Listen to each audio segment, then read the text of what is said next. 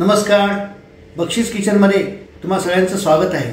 आज ज्या पदार्थाची रेसिपी मी दाखवणार आहे त्याचं नाव आहे रताळ्याची उसळ।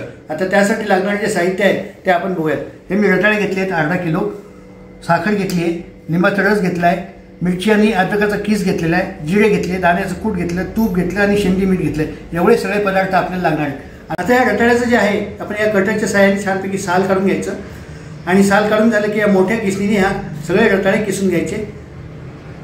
बघू शकता आपला रताळ्याचा किस छानपैकी तयार झालेला आहे। आता आपण गॅस पेटवून घेतलेला ऑलरेडी, कढई पण गरम झाली, त्याच्यामध्ये आपण तूप टाकूयात।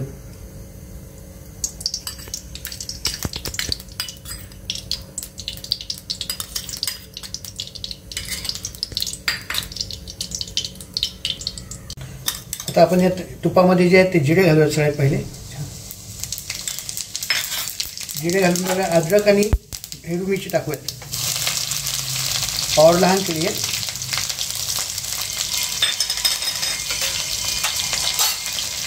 थोडंसं हलवून घेऊयात।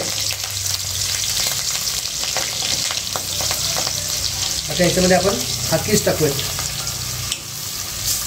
कीस टाकल्याबरोबर आपल्याला नुसतं हलवून घ्यायचं, त्याला त्याच्यात दाण्याचं कूट टाकायचं।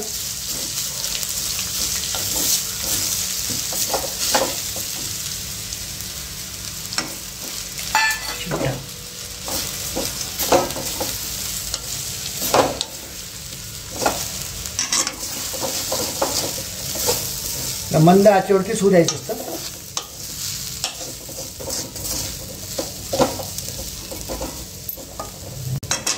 आपण बघू शकता आता याच्यामध्ये आपल्याला जे आहे सगळ्यात पहिले मीठ फिरवायचे।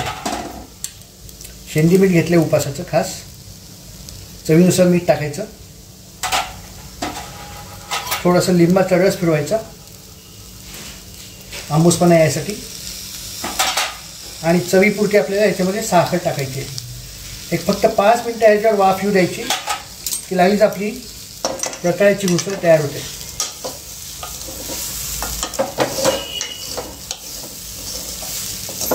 याला चांगला हलवावं लागतं, बुडी लागू देऊ नये ह्याला खाली। त्याला मंद आचेवरती आपल्याला एक 5 मिनिटं वाफ येऊ देऊयात, झाकण ठेवूयात हे काचेचं। आता उसळ अजून थोडीशी नरम व्हायसाठी आपल्याला थोडासा पाण्याचा शिपका द्यायचा बाजूला, आणि त्याला आपण छानपैकी हलवून घेऊयात,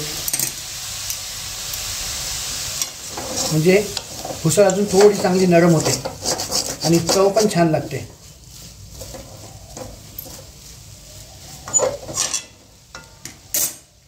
एक 5 मिनिटं आपण त्याला आणखीन होऊ देऊयात। आपण बघू शकता आपली रताळ्याची उसळ छानपैकी वाफ आलेली, तिला तयार पण झाली उसळ। आता मी तुम्हाला जी आहे ते एका ताटामध्ये काढून दाखवतो। ही उसळ छानपैकी तयार झालेली आहे। आपण पण करून पाहू शकता। ह्याला शिवरात्रीला किंवा उपासाच्या दिवशी, कुठल्याही उपासाच्या दिवशी करून पाहू शकता, खूप छान लागते।